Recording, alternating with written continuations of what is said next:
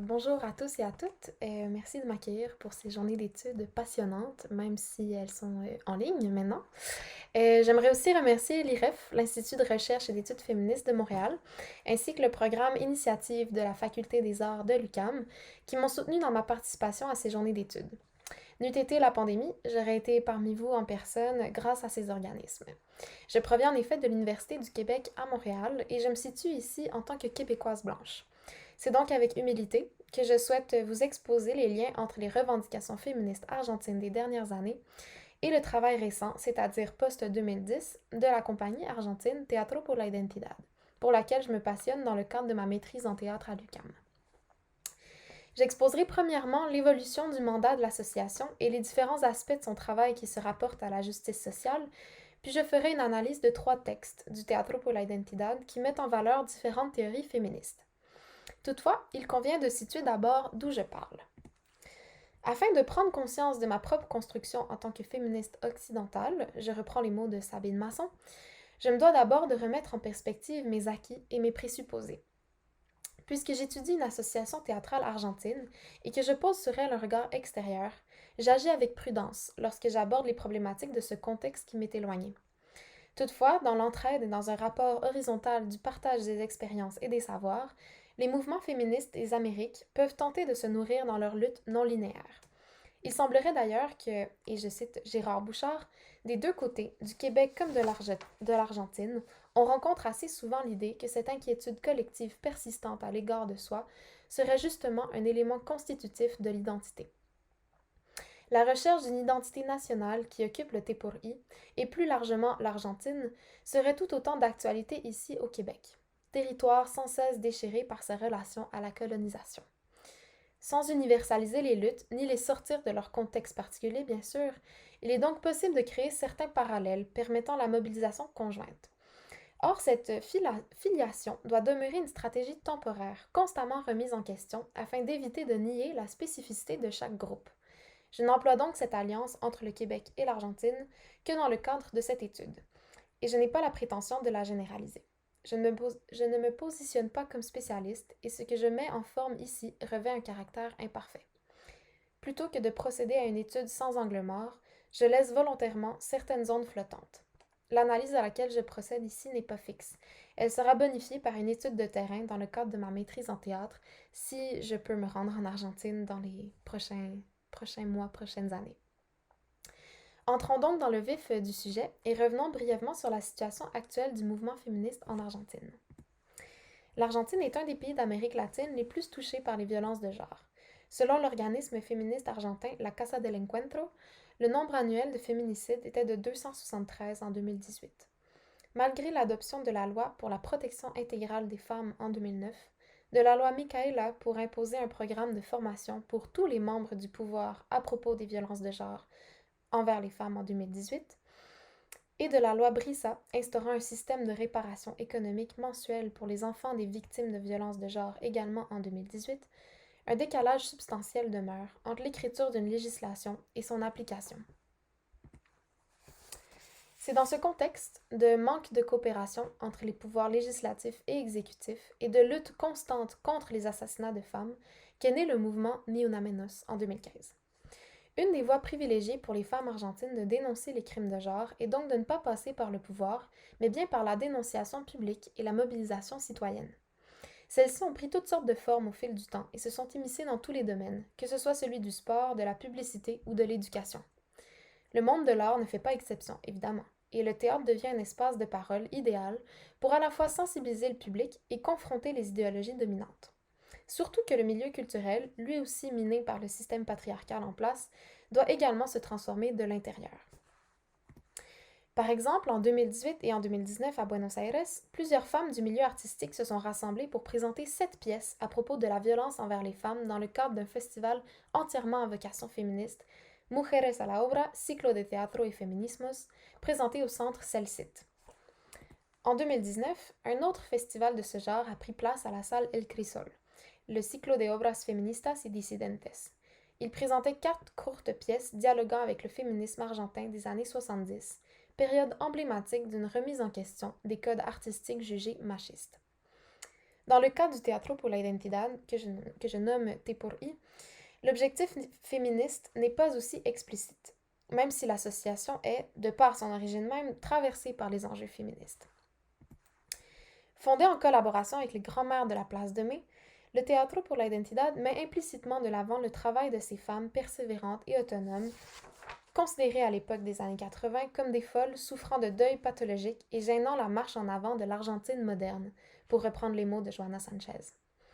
Selon Mariana Carvajal, les militantes des mouvements féministes récents seraient même les filles et petites filles des mères et des grands-mères de la Plaza de Mayo qui luttent contre l'oubli des crimes de la dictature, un activisme ayant marqué le leadership des femmes dans l'espace public.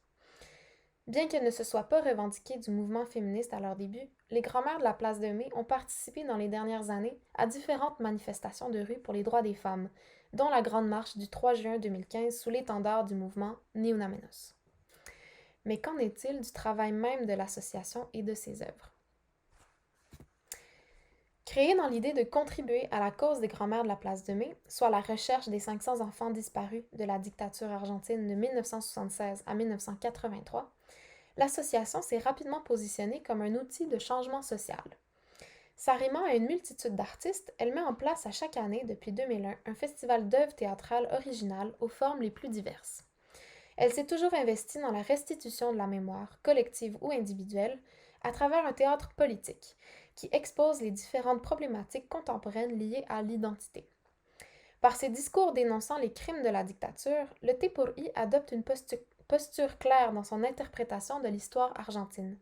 Mais il fait aussi du récit des petits-enfants disparus une métaphore pour inciter la nation argentine à retisser son identité collective à partir de nouveaux récits fondateurs qui font des exclus subversifs d'hier les piliers d'une nouvelle cosmogonie nationale, pour reprendre encore les mots de Joana Sanchez. Selon Maria Luisa Bis, le Te por I reconduirait donc deux formes de théâtre politique, soit qui nomme le politique, c'est-à-dire qui met en scène une certaine idéologie, et qui fait de la politique, à savoir un théâtre poétique qui accomplit implicitement une fonction politique de par sa performativité. Le faire est un des principes premiers du performatif, selon Josette Ferral, et se traduit notamment, dans le cas du Te por I, par un recours aux affects. Sans se référer au contenu, l'affect active les sensations et permet de dégager un sens propre à l'acte performatif qui se suffit à lui-même. En 2002, au sortir d'une dure crise économique et sociale, le Te por I élargit sa notion d'identité, auparavant rattachée à son aspect individuel, biologique et filial. Les dimensions sociales, culturelles, genrées et ethniques de l'identité sont alors prises en compte dans les œuvres subséquentes du Te por I, afin de dénoncer les différents mécanismes de domination sous-jacents à une société démocratique, tels que la lutte des classes, la discrimination raciale et les violences de genre. L'identité individuelle se rattache ainsi inévitablement à l'identité collective et à la remise en question des mythes fondateurs de la nation. Le public, qui assiste aux événements du Te por I, devient alors témoin de ces nouvelles idéologies et construit par son regard un nouveau narratif national. Sont ainsi déjouées certaines valeurs nationales basées sur des conceptions discriminatoires, notamment contre le genre féminin. Par exemple, l'idéologie véhiculée par la dictature argentine à travers des événements spectaculaires tels que des joutes de soccer, parades militaires, festivals de théâtre, estimait que le corps social, en étant jugé faible et en besoin de purification, était directement associé à un corps féminin et infirme, comme le décrit Diana Taylor dans Disappearing Acts, Spectacles of Gender and Nationalism in Argentina's Dirty War, paru en 1997. Le Te por I tente justement de défaire cet imaginaire et d'en forger un autre, plus authentique, par la stimulation émotionnelle du public, ce qui génère le feeling national. Les émotions façonnent les corps ainsi que leurs gestes, selon Spinoza. Elles permettent aux êtres de s'organiser, de se rassembler et d'entrer dans une collectivité. Erin Hurley nous rappelle que le travail émotionnel joue un rôle crucial dans la construction de réseaux et dans la formation de communautés. Comme l'a démontré la première pièce du Te por I présentée en 2000, A propósito de la duda de Patricia Zangaro, qui a contribué à ce qu'un large pan de la population argentine se mobilise à retracer les enfants disparus de la dictature. On dénombre aujourd'hui 130 enfants retrouvés. Le théâtre mis en place par le Te por I favorise ainsi les récits ancrés dans une subjectivité évidente qui expose pourtant une réalité commune à travers des témoignages émouvants. Puisqu'il s'intéresse plus largement à la notion d'identité, je pose comme hypothèse que le T pour I appuie les revendications féministes des dernières années, sans toutefois l'admettre explicitement. Sa vision féministe ferait partie d'un engagement social et d'un questionnement identitaire national plus vaste. Néanmoins, il met en scène un théâtre critique qui vise à éclairer les marges de l'idéologie dominante et à mettre en valeur différentes théories féministes à travers ses discours comme ses dispositifs scéniques, dont le potentiel performatif repose sur une dynamique des sensations. Cette part d'analyse des formes du T pour I comme étant en soi féministe constitue le cœur de mon projet de maîtrise en cours. Mais pour cette communication, je m'en tiendrai au discours féministe que certains artistes, certaines artistes invités au T pour I déploient à travers leurs œuvres.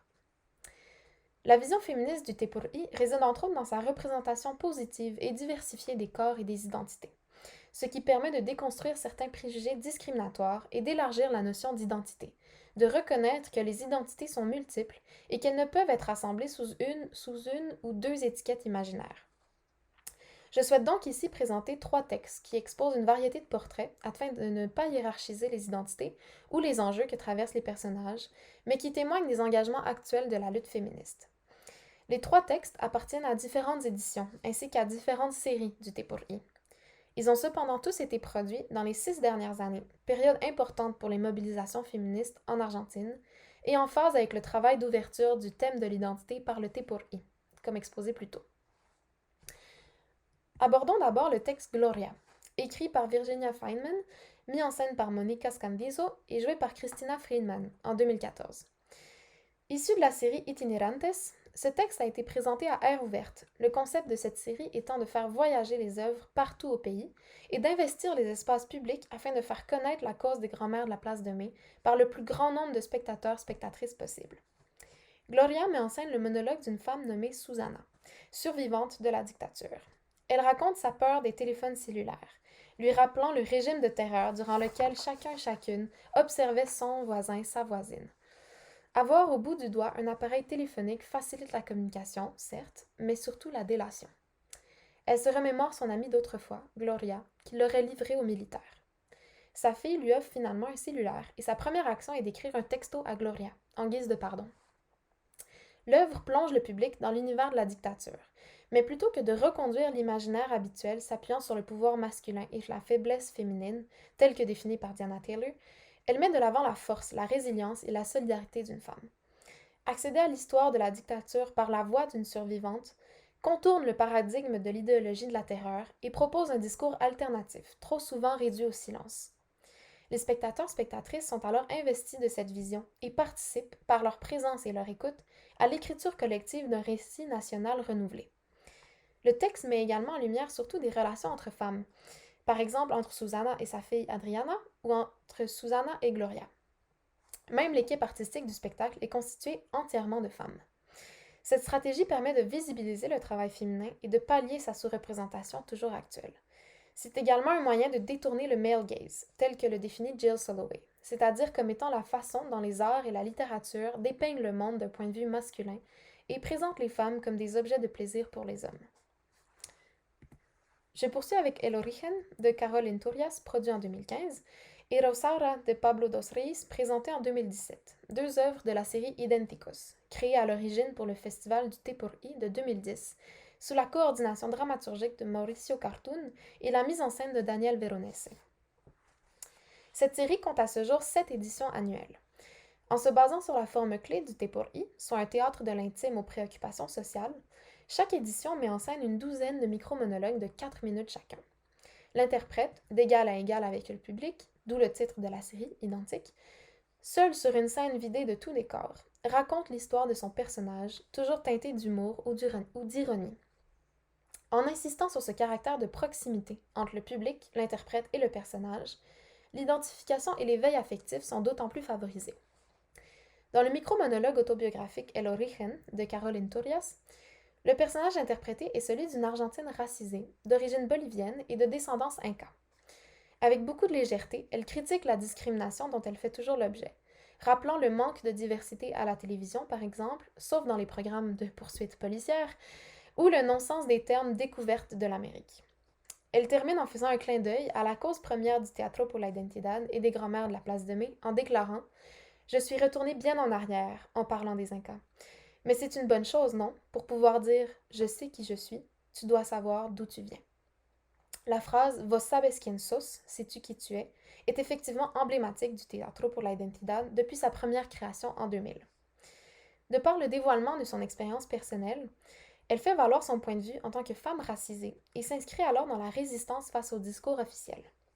Vu son statut, elle insiste sur l'interconnexion entre l'amélioration des droits autochtones, la justice raciale et l'égalité de genre, puisque, selon Silma Bilge, ces identifications particulières sont toujours co-construites avec les autres catégories identitaires.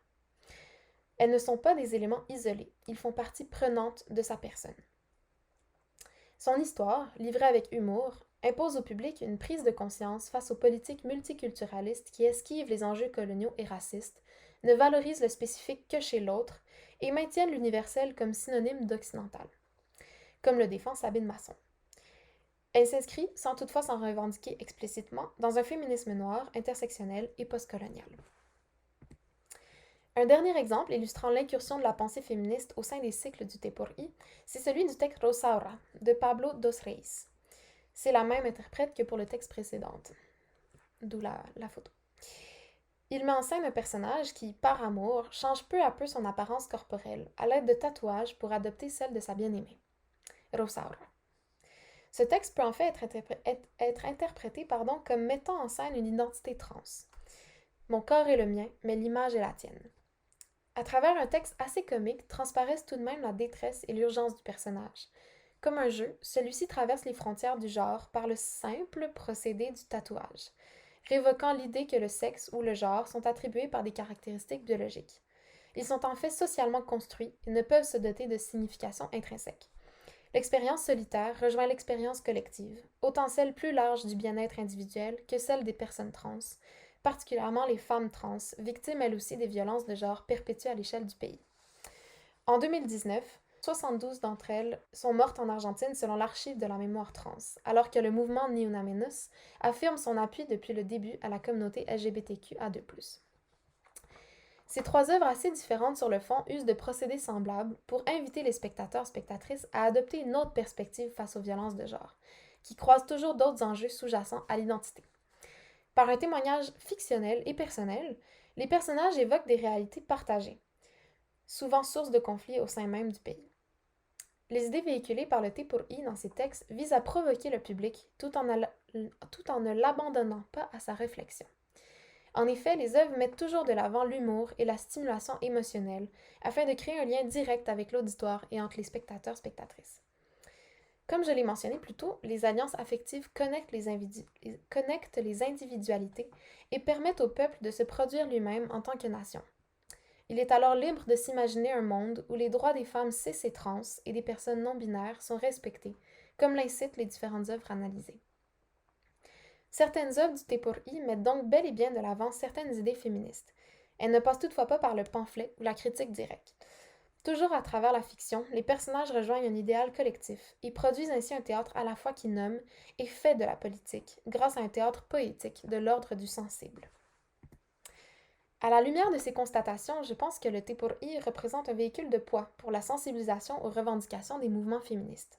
Bien que Maria Fukelman exprime que le Teatro por la Identidad ne sera plus nécessaire lorsque l'ensemble des petits-enfants disparus seront retrouvés. Cependant, en ne se réclamant pas explicitement du théâtre féministe, le Teatro por la Identidad favorise-t-il justement cette invisibilisation des mouvements qu'il tente pourtant d'encourager? La frontière est mince entre un théâtre spécifiquement féministe, comme celui qu'ont adopté les festivals Mujeres a la Obra, Ciclo de Teatro y Feminismos et Ciclo de Obras Feministas y Disidentes présenté plus tôt, et un théâtre intégrant une idéologie féministe qui se veut plutôt universelle, comme celui que produit le Te-Por-I. Le public, pourtant, est beaucoup plus méfiant face au premier type. Il sera intéressant, donc, d'observer de quelle manière le Te-Por-I se positionnera à l'avenir afin de continuer à attirer les foules tout en étant en phase avec les mobilisations citoyennes actuelles. Merci beaucoup de votre écoute et au plaisir d'échanger avec vous.